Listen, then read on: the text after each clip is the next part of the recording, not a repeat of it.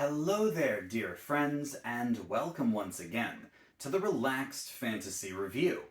As you can see, things have changed here in the studio a little bit. We got some new decorations, shelves, some spots to put our favorite maps, a new lighting, and even a new spot for the camera so you get to see me talk with my hands even more.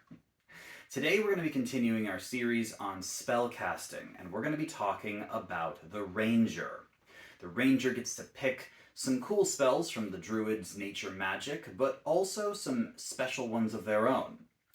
Today we're talking about third level spells. Rangers, as halfcasters, don't get their third level spells until they're level 9, so they're getting to the end of Tier 2 play, which is 4 levels later than most casters do.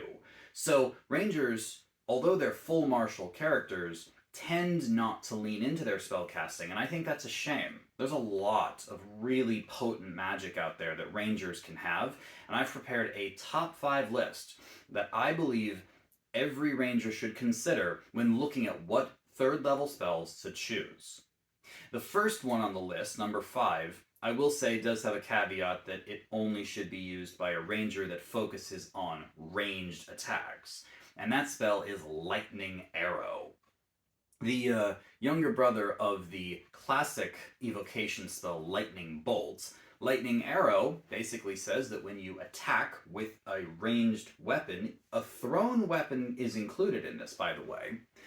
The piece of ammunition, or the weapon itself, becomes a bolt of lightning. You attack as normal the target you're aiming at. If you hit, then you do 4d8 lightning damage instead of the weapon's normal damage. And if you miss, you still do half damage to them, which is a great way to make sure your attacks stick.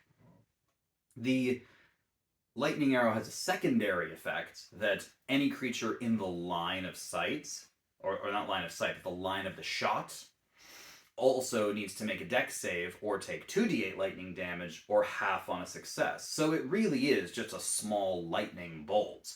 And if you are a Ranger that uses ranged weapons, and let's be fair, that's the majority of them, that means that you're going to need to occasionally want to lay down an area of effect attack, and if you aim for that target way at the back, you can take out some minions along the way, as well as doing extra damage when it really counts. So Lightning Arrow is well worth your consideration. Now, number 4 on the list is Summon Fae, because it turns out Rangers actually get summoning spells too.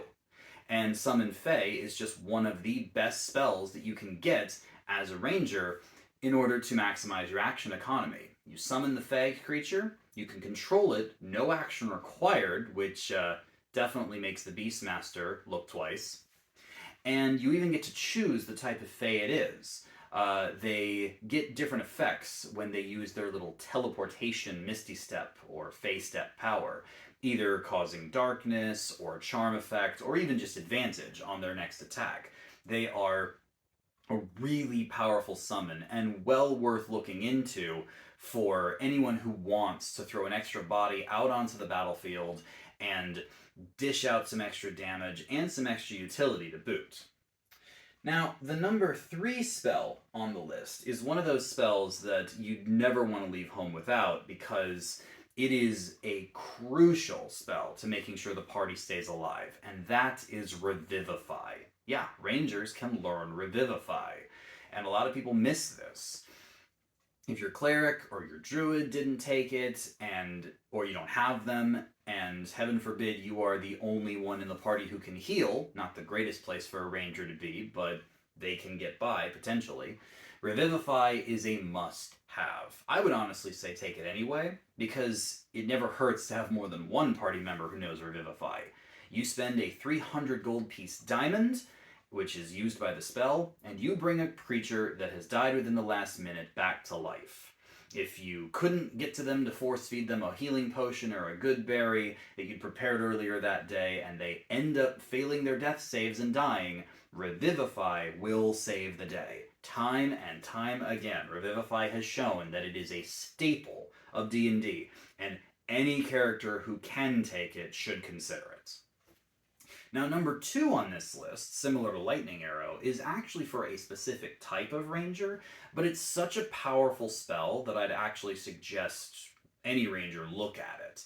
And that would be Ashardalon's Stride. This is a spell that's tucked away in Fitzban's Treasury of Dragons, and rangers can learn this spell to great effect. Ashardalon's Stride, first of all, it is a concentration spell that lasts a minute.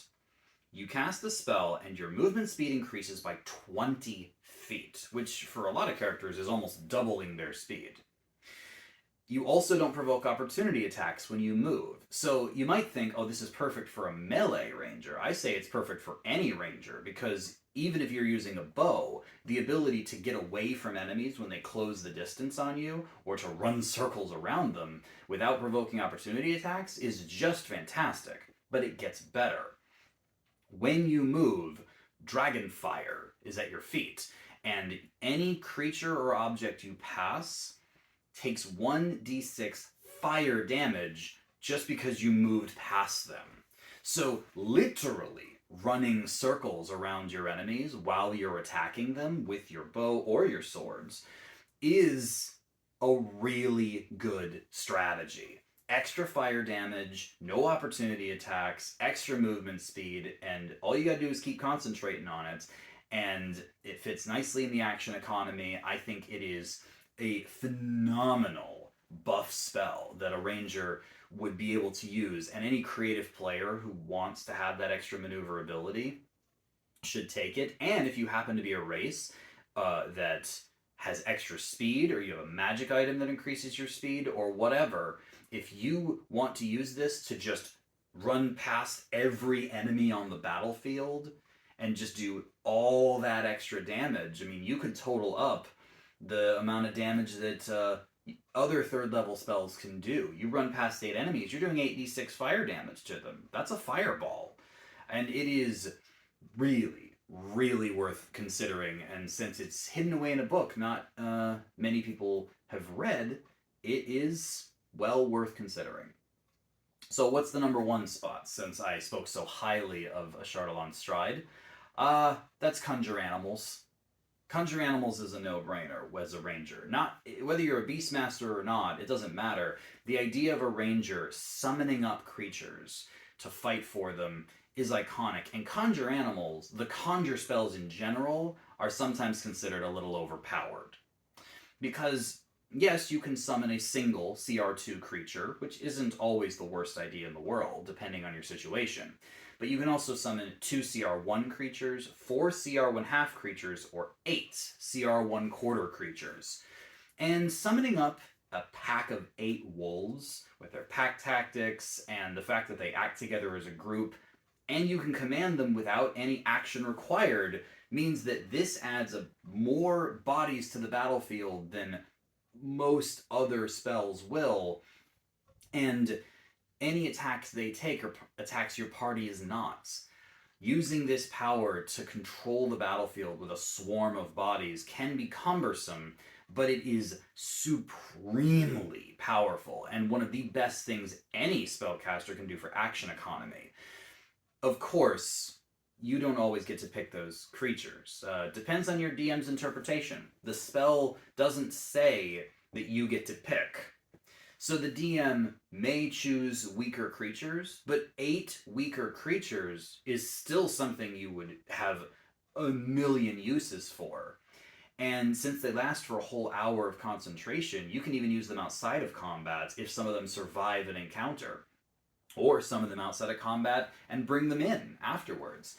Like, it is definitely a versatile spell in that respect. It gets a little overpowered when the DM just lets you choose any creature you like. The spell wasn't balanced for that kind of freedom. Personally, I like to give my players a theme. Like, do you want them to all be aquatic, all be flying, all be land-based? Like, give me a vibe on what kind of creature you want, and I'll find something that is a balanced creature, and that's what you'll summon. And I like that kind of themed play, but obviously your DM may rule it differently. But even in the worst case scenario, summoning these creatures will be helpful, and easily takes the #1 spots for Ranger Magic. This one is one you need to try. This has been the Relaxed Fantasy Review. If you enjoyed the video, please like and subscribe down below, and keep your eyes peeled for more spellcasting reviews coming down the line soon. Have a good one, my friends.